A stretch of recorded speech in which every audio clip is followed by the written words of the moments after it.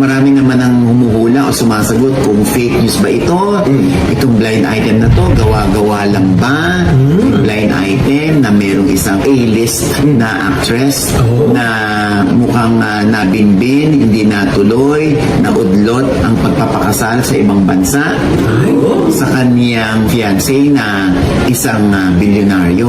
Yan hindi naman tayo nag-iimbento, hindi ba? Mahirap mag-imbento, kaya yan, nilalabas po namin na maraming naglalabas o humuhula na si Bea at si Vincent po yung tinutukoy.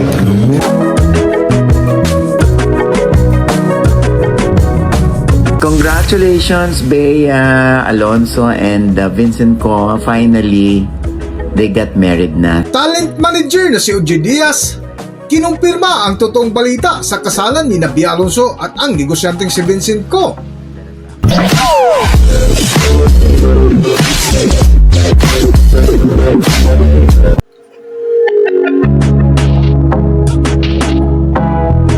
Welcome back to Philippine Celebrity Broadcast.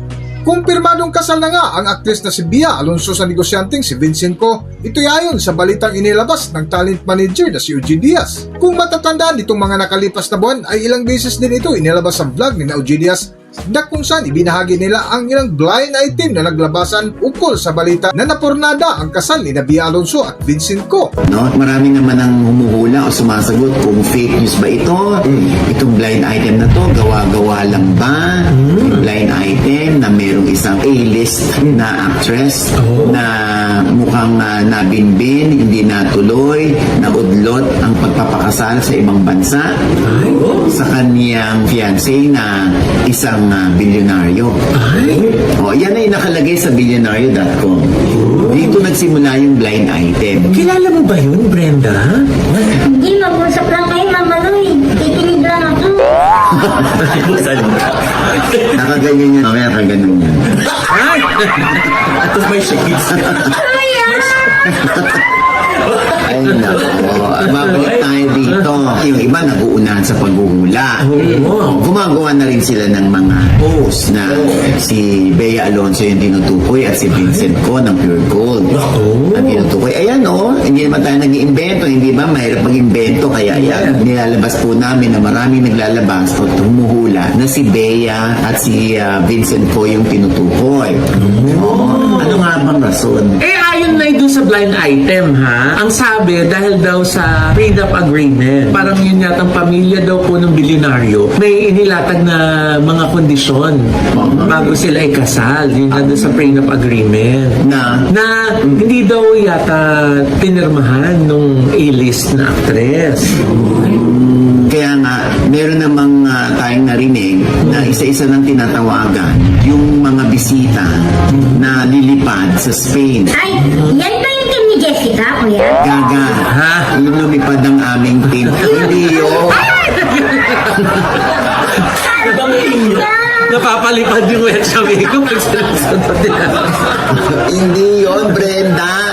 Kadress pa naman ako Makinig ka, sa dami ng inimbitahan, dahil pumunti lang yung inimbitahan, makakarating yan. Dahil I'm sure isa doon sa mga naimbita ang nag-splok sa iba na meron akong visa, kaya lang hindi matutuloy.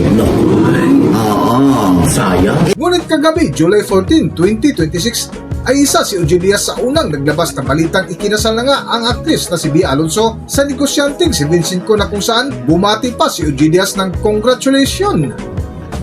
Para sa buong kwento, narito ating panoorin ang video. Narito ang video. Ikinasal na sina Bea Alonzo at Vincent Ko. Ayon yan sa showbiz insider na si OG Diaz, pribado ang naging kasal ng dalawa sa Makati City Hall. Ilang tao lang daw ang present dyan. At eto nga, nag-post si Mayor Nancy Binay sa Facebook ng picture kasama si Bea sa City Hall. Wala pang kumpirmasyon sina Bea at Vincent.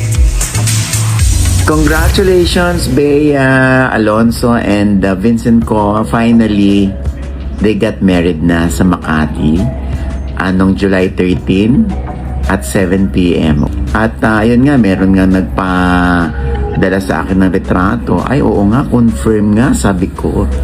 Meron din silang COM o Certificate of Marriage Oo, ay oo nga. Sila na, di ba? Hanggang dito na lang muna ang ating video at kung nagustuhan nyo, huwag kalimutan mag-subscribe at pindutin nyo na rin ang notification bell para ma-notify ko sa ating susunod na video. Maraming salamat!